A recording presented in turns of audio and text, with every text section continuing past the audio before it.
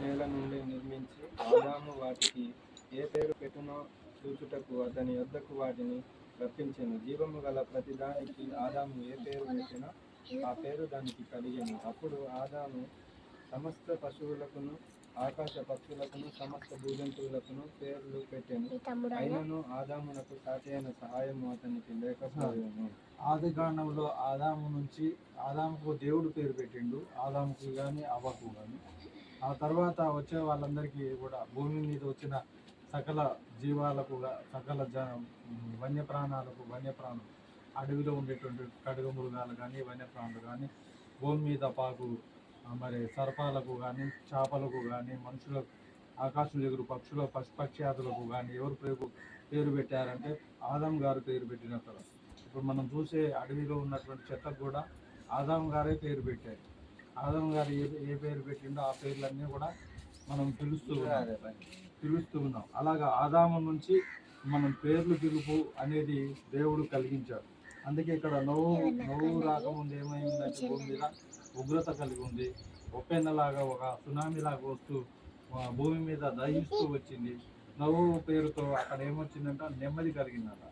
అలాగే కుటుంబంలో చిన్న కుమారుడు శాశ్విక్ అనగా శాశ్వత్ అంటే శాశ్వతమైన తన జీవిత కాలం తను ప్రభువుకి దగ్గరగా ఉండడానికి శాశ్వత పాలుగా మరి వాళ్ళ తల్లిదండ్రి అలాగే కుటుంబ సభ్యులందరూ చేరి యెహోవా నామమున మరి నామకరణం చేసి ఉండగా ఆ పేరులో ఆ అభిషేకం ఏదైతే పేరు తండ్రి కుమార త్రియేక నామంలో నామకరణం చేస్తున్నామో ఆ పేరులో ఒక అభిషేకం మరి సంచరించి అతని ఎదుగుదలలోను అతను చదువులలోను అతని ఆటపాటలలోను కూడా దేవుని కృప తోడై ఉండునట్లుగా మనం అనుదినం ప్రార్థనలో జ్ఞాపకం చేసుకోవాలని మనం చేస్తున్నాను. ఇంకొకటి మోషే చూద్దాం. మోషే కూడా ఏమైనాడు ఇక్కడ, మోషేను కూడా ప్రభువే పేరు పెట్టినట్టుగా నిర్గమకాండంలో చూస్తే మనకు అర్థమవుతుంది. నిర్గమకాండం 1వ అధ్యాయంలోనే ప్రభు పేరు పెట్టినట్టుగా మనం చూస్తున్నాం.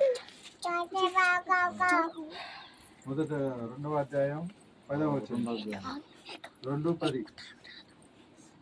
ఆ బిడ్డ పెద్దవాడైన తర్వాత ఆమె మరో కుమార్తె తీసుకొని వచ్చాను.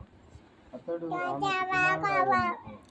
ఆమె నీటిలో నుండి ఇతన్ని తీసుకునని చెప్పి అతనికి మోషే అను పేరు పెట్టాను.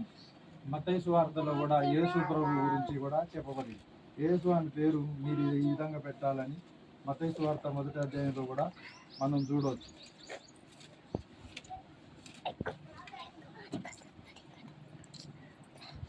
మొదటి అధ్యాయం 21వ వచనం. ఆమె ఒక కుమారుని కనును తన ప్రజలు వారి పాపం నుండి ఆయన రక్షించను కనుక ఆయనకు యేసు అని పేరు పెట్టువాను. యేసు అనే శబ్దం రక్షకుడు అనే అర్థం. తర్వాత ఏమంటాడు, ఇమ్మానుయేలు అని పేరు కూడా దానికి పేరు ఉంటుంది. దానికి దేవుడు తోడై ఉండును అనే పేరు కూడా మనం చూస్తాం.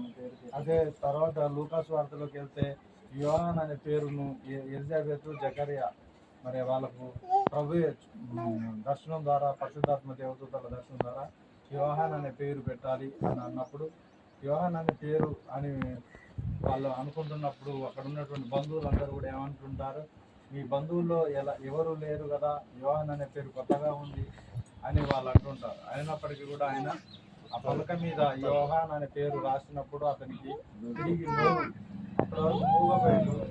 ఆ దర్శనం వచ్చిన కాడి నుంచి దేవుడు మూగపరిచాడు. ఎప్పుడైతే దేవుడు మరి ఈ యొక్క జకరియా గారు ఆ పలక తీసుకొని పలక మీద యోహాన్ అనే పేరు రాసిండు, అప్పుడు అతనికి తిరిగి నోరు కలిగినట్టుగా కూడా మనం చూస్తూ ఉన్నాం. పేర్లు అనేవి ఈరోజు తల్లిదండ్రిగా మీరు లేదా మేము తాతగా మేము లేదా బంధువులుగా మనందరం కూడి పెట్టుకునేటువంటి పేర్లు ఏం కాదు.